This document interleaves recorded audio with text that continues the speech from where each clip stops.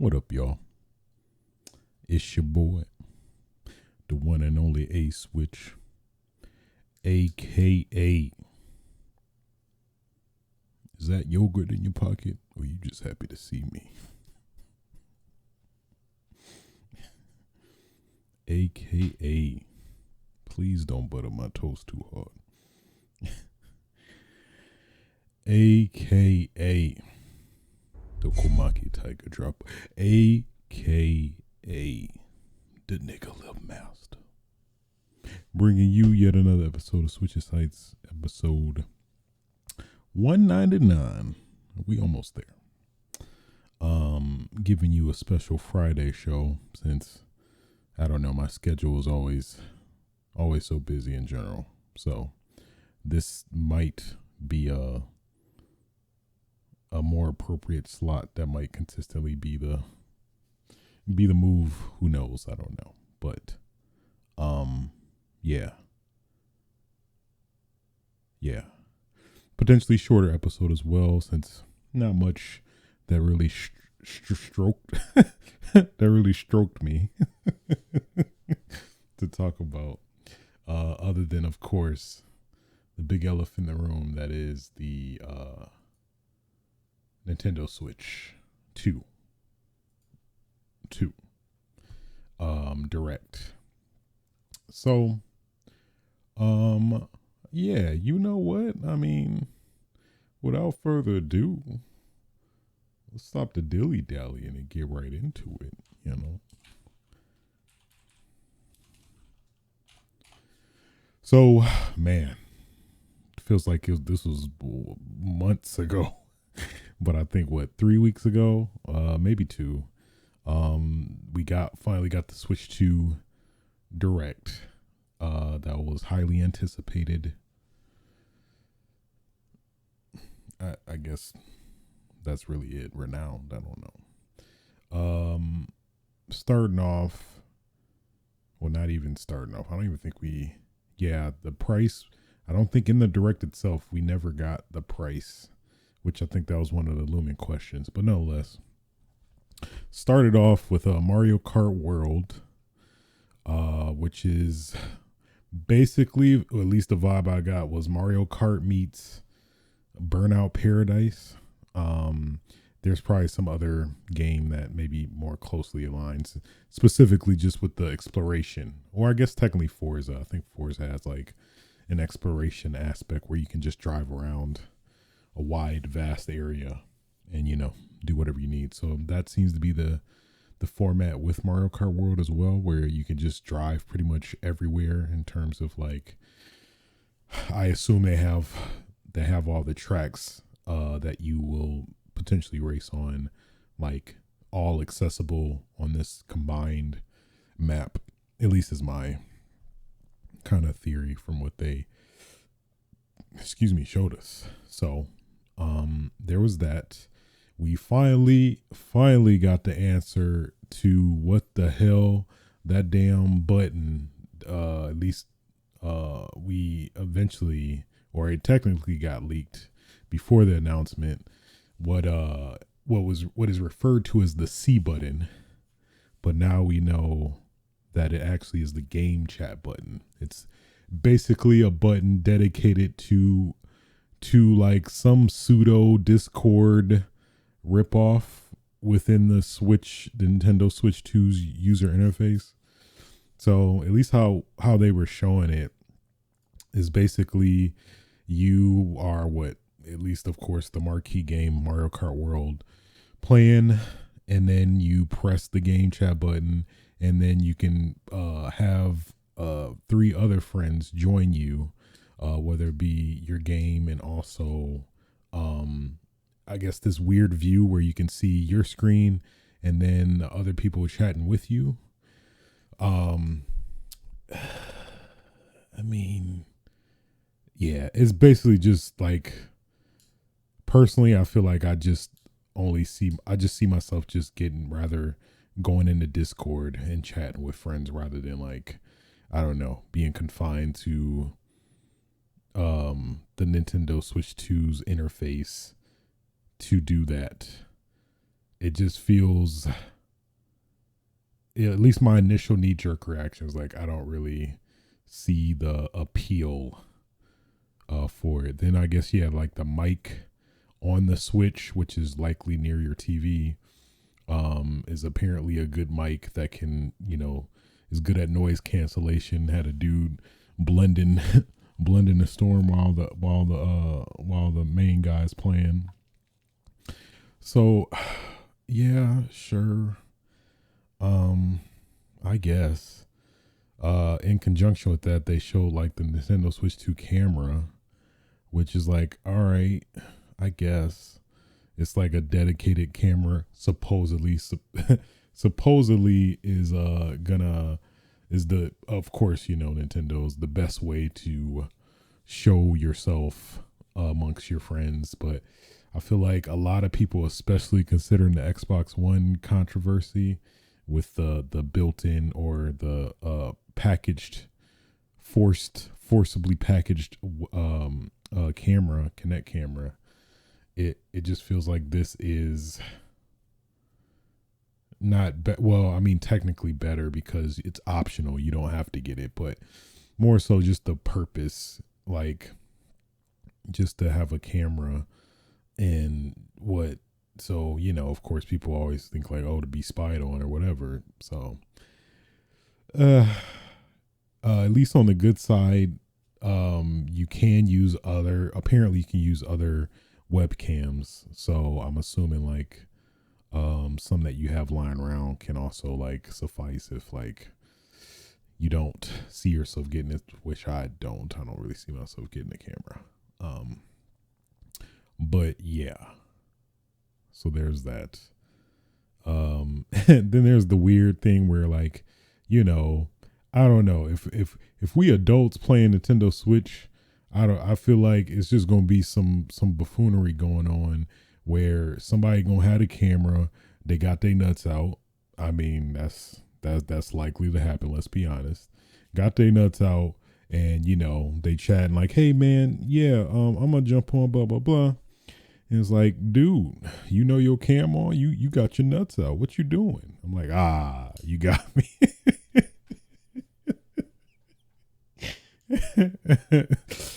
You got me. You got me. The secret's out, guy. That just divulges into a whole opportunity to further bond with fellow friends. But yeah, I don't know. I don't see that the camera taking off at all, unless they have some secret sauce. But from what they showed us, I don't think that's really the case anyway. What else?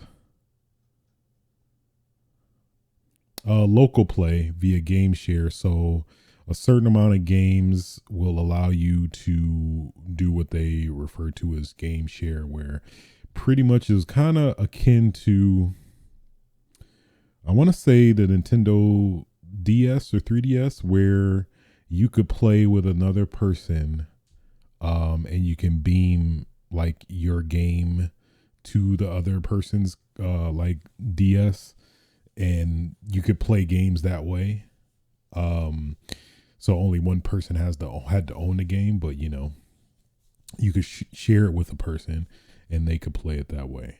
So this is kind of the same concept, even with potentially more consoles involved, where you can do, of course, expectedly, the Nintendo Switch 2, but you can also do it with the Switch 1 and Switch Lite, from what they're showing too. So it's cool. It feels like it's only going to be limited to like a very small amount of games.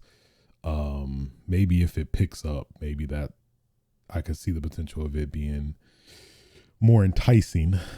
Also, Nintendo Switch Welcome Tour. I think this has been going around as the demo you have to pay for, basically, that should have came shipped with the Switch 2, but apparently it doesn't. You have to pay $10 to basically know the ins and outs of your Switch, essentially, which is the most ass backwards thing I've witnessed in a while. It's just like clearly this was very much intended to be bundled with the Nintendo Switch, but you're choosing to charge people $10 for it is such a odd, weird move. So who knows? Maybe closer to the release, maybe they might hopefully back out of this, or change their mind. Oh, actually, guys, sorry, psych. Nintendo welcome guys, we've heard you. Nintendo Switch 2 welcome tour is now free. And then everybody just loses their mind or whatever. Unfortunate.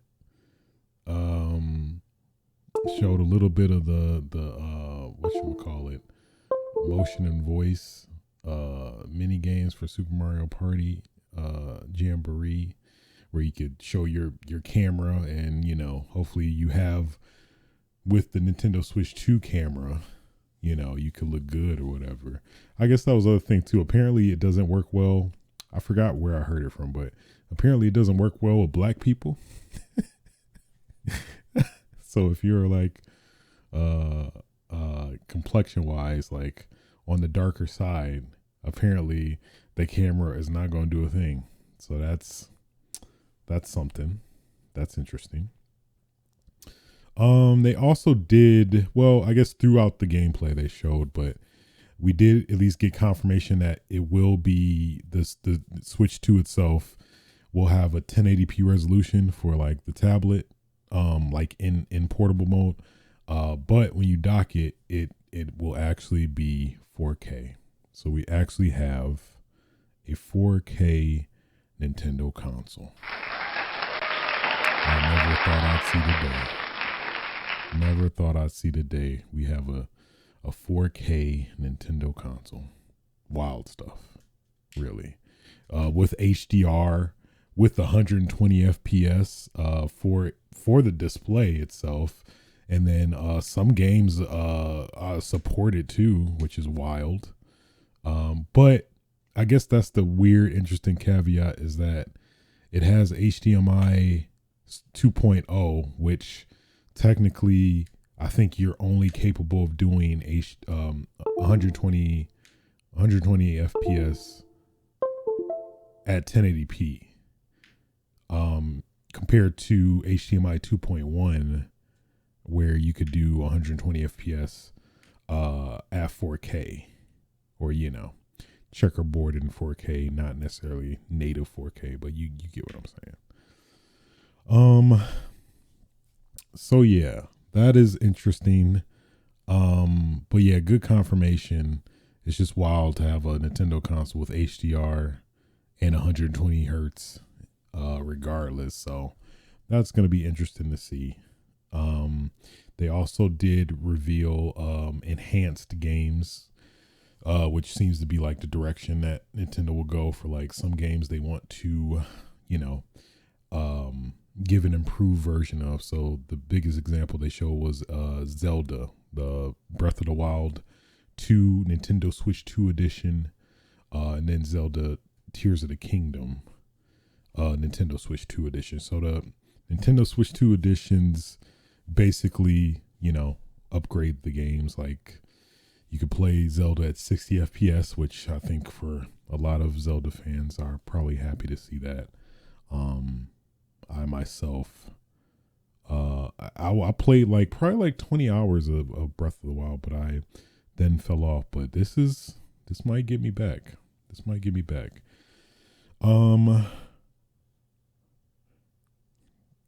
They showed like some one-off, like, I don't know, it feels like kind of like a shovelware game, drag and drive, where you're in a wheelchair and you play basketball. So it's kind of like Special Olympics, but just with the wheelchair. I don't know. I mean,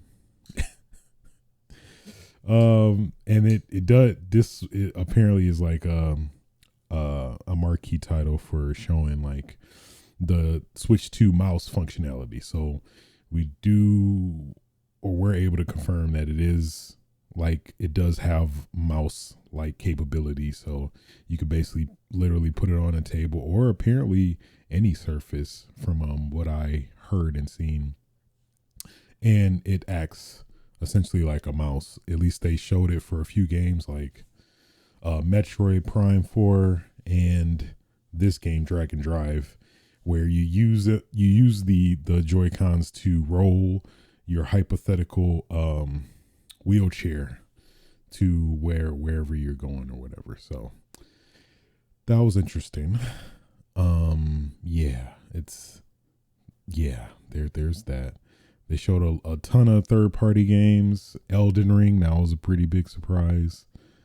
Split Fiction, Hogwarts Legacy, Hades 2, which I think is going to be exclusive to the Switch 2 console-wise for a bit. Street Fighter 6.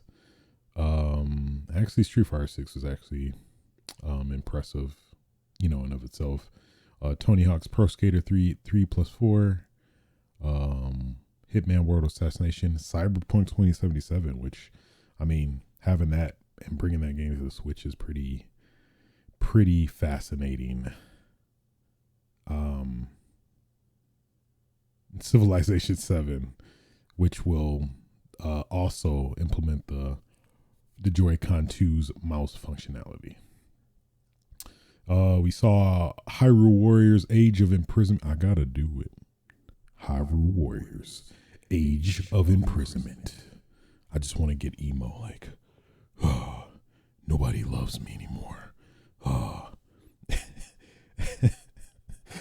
Get away from me, Mom. I hate you, Mom. Age of Imprisonment. I don't know. It's just some emo kid in middle school. That's Age of Imprisonment. I don't know. It just that title, just that subtitle, just evokes so much emo to me. It's comical, but nonetheless, it is Musu. Zelda Musu is probably the best way I can describe it. That apparently is a prequel to Tears of the Kingdom. So there's that. The Nintendo GameCube finally comes to Nintendo Switch Online. Wonderful. It's great. They showed some very interesting games. Wind Waker, Soul Calibur 2 with, of course, exclusive Link character. F-Zero GX, which is a game I've never played, but recently having built a fandom for F-Zero with F-Zero 99, I'm definitely vying to dig in and see how this game plays, because I hear that the game is very much praised from, like, at least the F-Zero cult. And some of these games that do have multiplayer, a la Soul Calibur 2 and F-Zero GX, will come with multiplayer modes. So literally you can play like straight up multiplayer with these games, which is a pretty dope addition to these games. They also revealed, of course, the Nintendo Switch GameCube controller for the Switch 2 that you have to be a Nintendo Online member to get. But yeah, it looks pretty dope. I mean, it looks basically identical to the GameCube controller from the heyday. So, and it's wireless, and it has the buttons they put up at the top to compensate for, the Switch 2 exclusive buttons. So probably the biggest surprise from this direct was definitely the Dusk Bloods from Software. At least everybody, myself included, was getting very heavy Bloodborne vibes from this. So at least immediately after seeing like a couple minutes of it, I'm like, oh, this is literally like the the spiritual successor to Bloodborne. It seems like, where essentially it's like it has like very Victorian themes, at least from what I see. But some people are, at least after watching it again and seeing the feedback from people, it does seem like the game is more steampunkish than Victorian. But I don't know. I feel like those can kind of be pretty synonymous with each other, I feel like. So but also with the amount of Bloodbornium amongst everybody collectively, it also makes sense that, like, of course, we've all been dying for some continuation of Bloodborne. So like this being like almost the closest we can kind of get, or potentially maybe that being the most that we could get is pretty, I mean, pretty understandable otherwise. So at least watching it, I was very hyped. I was like, oh yes, Bloodborne is back. Exclusive on the Switch 2 at that in 2026. But after finding out more information about the game, apparently it's a PvPvE type game where it seems like the architecture is similar to Elden Ring Night Rain, which was the game that I got the network test. It seems like that's the format where you're playing against real people as well as enemies, but I don't know, it seems kind of vague, and the trailer at least gave you very much of a vibe that it wasn't it was like a traditional From Software game, in the sense that, like, you know, single player, but you can call people in if you need them, which has always been the staple since the original Demon Souls. So that at least led me to think, okay, this is like a legit, you know, traditional From Software game. But apparently it's not. Apparently it's like fully focused on multiplayer, specifically PvP, the PvP aspect, even though the E is in there. But it's very unclear as to how that actually is going to play out. But at least that's the basis, which,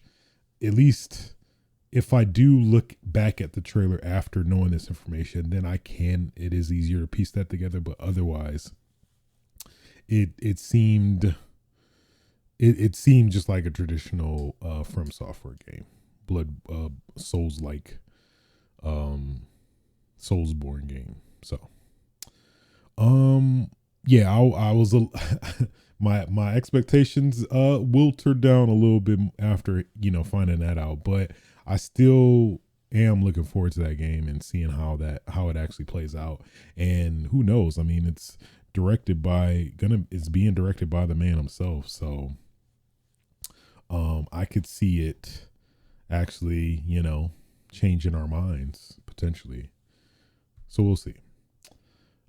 Kirby Air Riders. This was the game that Masahiro Sakurai was like hyping up immensely. Well, he was alluding to something he was revealing, but obviously all of us were thinking Smash. But no, it is Kirby Air Riders, which I guess is a sequel to the original Kirby's Air Ride. So yeah, well, of course. Why? Sure, let them creative muscles flex, Sakurai.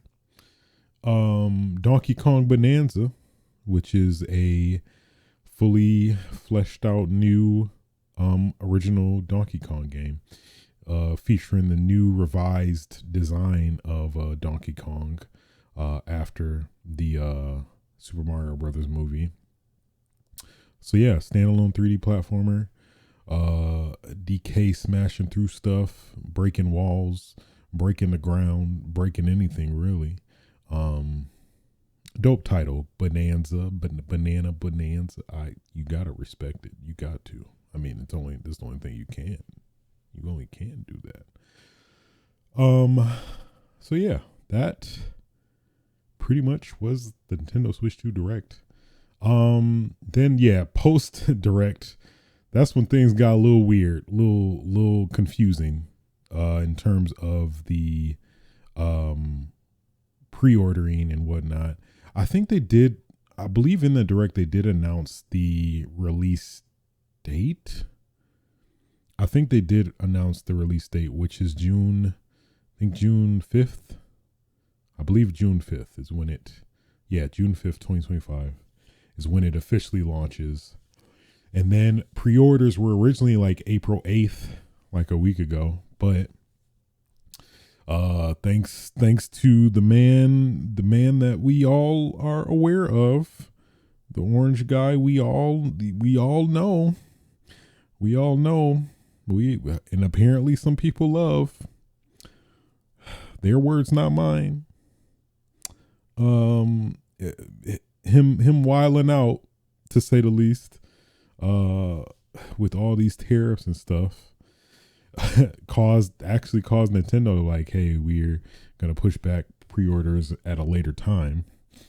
So then everybody's like, all right, and then like, but then some other countries were able to pre-order theirs, but not the U.S. still. So now, recently, actually today, they did announce that pre-orders are going to be, I think, next Thursday. So there is that. But yeah, it was a lot of vagueness for the price. We didn't even know what the price. They didn't even reveal it at the Direct. We had to find out looking at online for what the cost is going to be. So the asking price is $449.99 or $499. Did I say $449? I meant $449.99. But if you want the Mario Kart World game included, you could get the $590 or $499.99 package, which will become a bundle with a digital copy of the launch title Mario Kart World. Also, mind you, apparently Nintendo's getting real ballsy, charging $80 now for games. Some games, I'll say that. With starting, of course, Mario Kart World. So this game is also, going to have an $80 price tag, which is wild. Which I'm curious if that is some weird tactic to get people to get the $499 bundle for the Nintendo Switch 2 that's bundled with Mario Kart, because technically if you buy the Nintendo Switch 2 itself, which is $449.99, and then get Mario Kart World, which is $80, that's what, like $530. So technically you're saving $30 if you just go ahead and get the package that has the bundle with Mario Kart. So I don't know, it feels like this is like, hey, we're just gonna hit the ground running and test the waters and see if we can get away with this type thing. And then, or which I was saying before, that they might be trying to coerce people to get the bundle, because technically it's cheaper if you get the Switch 2 with this bundle included. So but then on top of that, with specifically the physical copies of these games, that's a whole nother apparent like dumpster fire, for lack of a better term. That's problematic to say the least. So the first issue, like for example, Mario Kart World, on top of the $80 price tag, if you want the physical version of Mario Kart World, you have to pay $90. Like, what? So a physical tax apparently for the physical version of this game, you have to be out of $90 if you want to play Mario Kart World. That is wild. That is wild. Even for 2025, technically, that's wild. We've been gradually increasing pricing. What, like, pretty slowly, relatively speaking. So jumping from like 60 to 70, all right. But then from 70 to 80, I'm like, all right, man, like what we doing? And then technically 80 to 90 with the physical, if you're planning to get physical, that's just what, come on, man.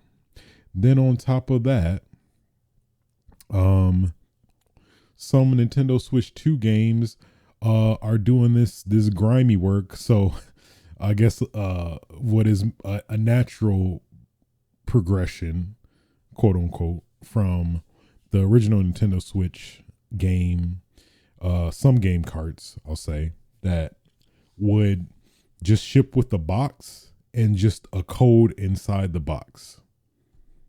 Which is like, what are we doing then? What even is the point? Just don't do physical then if you just gonna give me a box with a code in it. That's not the same. It's not the same at all. What are you doing? Why would you do that? So evolution of that is with the Switch 2, they are doing they're doing a game cart that basically is like essentially a key to download the game. So you technically get the tangibility of a cart, I guess, but if you don't have an online connection for whatever reason, you're still SOL because you have to still download the game regardless. So that's a little grimy. So like, what, like 20, 30 years from now, I'm trying to get a Switch 2 game that I never played, that's very niche or whatever, cult classic. I get it. And the game is, what do you know, one of those cart I forgot the terminology they use, but like game code cart or something. I get that.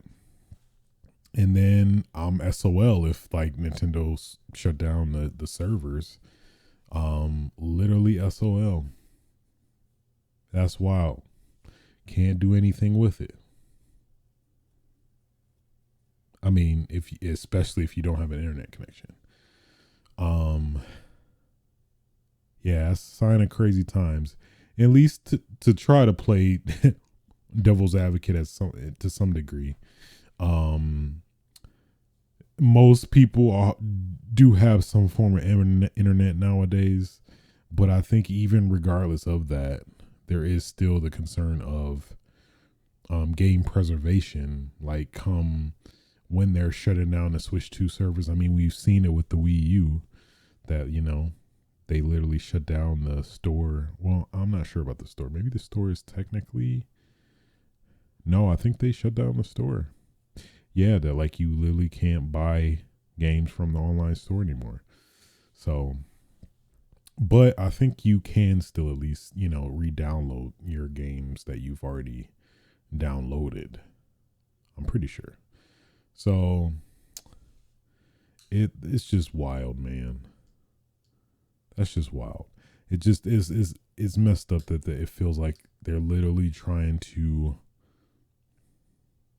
persuade people away from physical games in general, which is not cool. Very sucky. But there you go. I mean, Nintendo Switch 2 is here. We're coming. It's coming pretty soon. But yeah, I mean, June 5th is not that far. Then, oh man, I saw the people going to the Nintendo Switch 2 play events that, I tried to get in, but I did not get in, unfortunately. I did not not hit the lottery with them, but it seemed like it was fun. It seemed like it was a good time. Yeah, man, that's that welcome tour. That is something else. That is something else. My God. Well, that concludes the news really for this episode. Let's get into what I've been playing.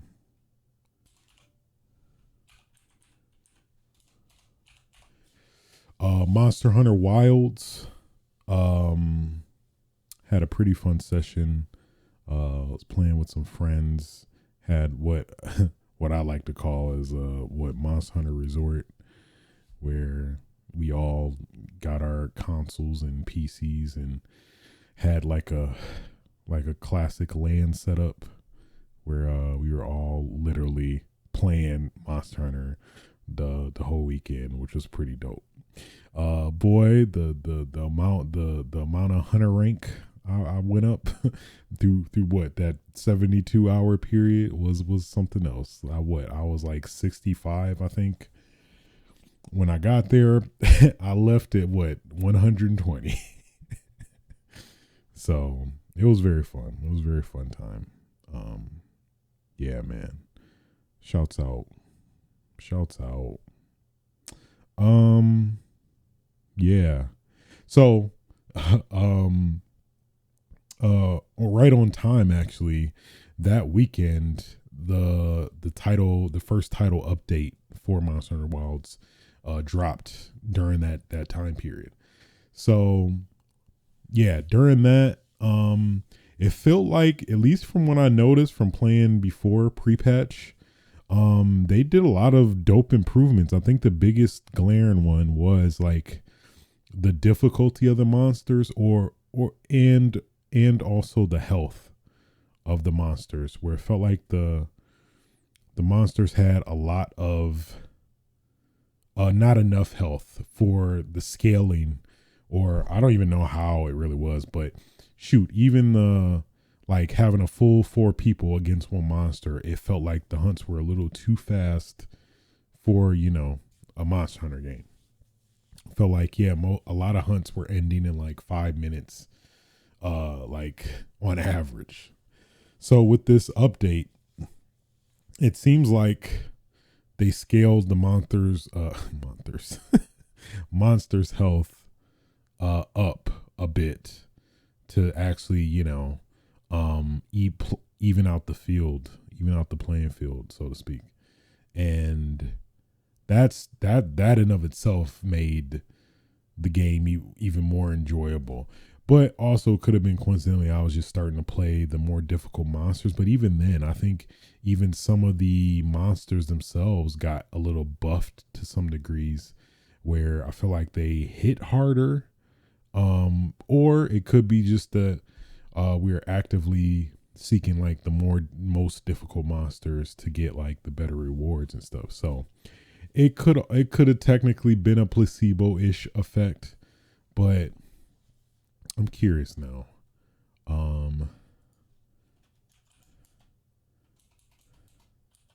Monster Hunter Wilds patch notes. Title update 1 patch notes. Let's see. Do they actually?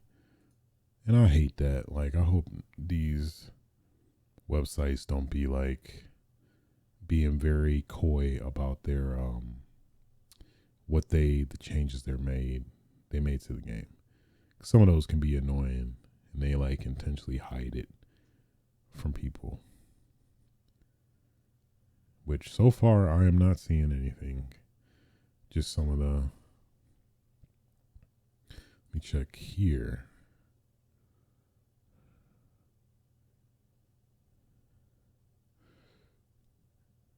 Yeah. Okay. Major additions and changes. New monsters can be hunted, meet certain conditions. Mitsuzune, which is the new flagship monster. Well, not new. I think it premiered in Generations Ultimate. Um, but yeah, it's made his return in Monster Hunter Wilds. Temper Mizune, Zoshia, which was like the end game boss. You can now actually continually fight it, which has been pretty fun in of itself. So you got that. Damn. Story, extra side missions, weapon armor skills, upgrade limit, increase for armor of rarity 5 and above. That's interesting. I don't think that was the thing. I think in turn from the previous patch, you couldn't even upgrade. You never felt the need to upgrade in of itself. So I was like, well, what am I? I didn't even know this was a thing. So, Grand Hub, which was pretty fun addition, where like literally the same vibes as classic Monster Hunter games. What else? Expedition, Arena Quests. Yeah, Arena Quest they added. Challenge Quest, free challenge quests. Some new status ailments. I'm assuming the one ailment that Mizune.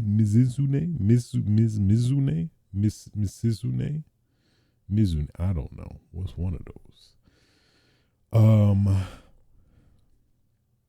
New lines for Alma. Okay. Hunter profiles. Change appearance menu. Okay, bug fixes and balance adjustments. Okay, those are just the general additions. Nothing really that stands out for that. What about? Okay. Yeah, side mission bugs. What about the monsters though? A hunter profile added feature lets you reset hunter profile edits. Yeah, some of the weapons, specific ones. Open support hunters. Apparently, they are unable to reach certain areas. Okay. Huh.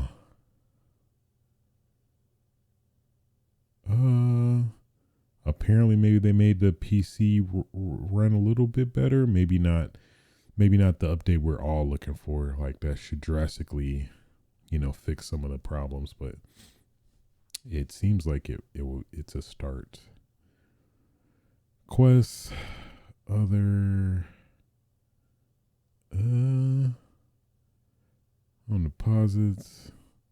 No, I don't. Literally no mention of monster health.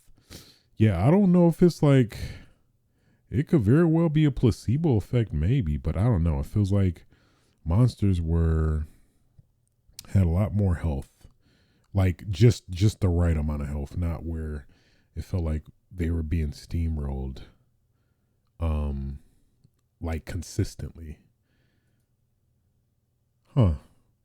Yeah, maybe that was like a silent update or addition that they did not include, which yeah, I don't know why some developers do that, or maybe it was an update like I missed since I dropped the game after I finished the main story, so that could very well also be a factor that it just wasn't mentioned in the patch notes, or I don't really even see it in this one necessarily. Huh. So there you go. Monster Hunter Wilds. Very great. Very fun. Was dabbling with hunting horn a bit more extensively, and that weapon is fun as hell. I dabble in it in Rise, but even in Wilds, it feels like it's even more fun to play. I love the depth, being able to help people out, but also looking dope while you're doing it. and you jamming them jams, baby. You just jamming that horn. You jamming it. You getting them tunes in. You buffing the people up. You get in the flow. You knocking the monsters' heads in, and they don't know what they don't even know where they even at. They like, when you get knocked out in a boxing match. It's great. It's so great. Clearly, I'm gushing over it right now, but I'm a gush. I'm a gush though. Also, been playing Like a Dragon Pirate Yakuza. Playing I think I'm 15 hours in, maybe 20. Thoroughly enjoying it. Felt like the game started off a little bit slow. I'm not sure how much I mentioned from last episode, but nonetheless, started off a little bit slow, but actually picked up, and then now getting into the world loop. I reached Hawaii, and I've just been doing all the side quests that I have access to, and some of the other miscellaneous mission type stuff within the world. But it feels good. It feels great to, explore Hawaii in a new, traditional sense of, traditional Yakuza gameplay, where you actually, well, technically you could control your character, but like being able to actually fight like traditional beat 'em up style Yakuza, with Goro Mojima alone at that, has all collectively been a fun time. Been a really fun time. Thoroughly enjoying it. Thoroughly enjoying it. Thoroughly. So thoroughly. I don't know why I got sexual there. I can't even explain that. I apologize. I apologize. With that being said, I think that will conclude episode 199 of Switch Your Sights. If you did like this podcast, feel free to like, rate, subscribe on your favorite podcasting platforms. You can catch the archive of this podcast. I don't know why I've been playing on youtube.com/HSwitch. You can also catch something else that could not come on mind. I think I said all I needed to say. It's been a minute, so I don't know. But yeah, something. Get your damn game on. Feel free to fuck. Aw, yeah.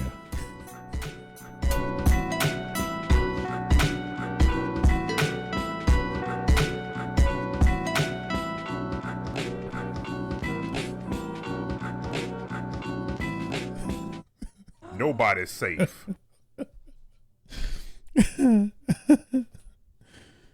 Oh. Stoop.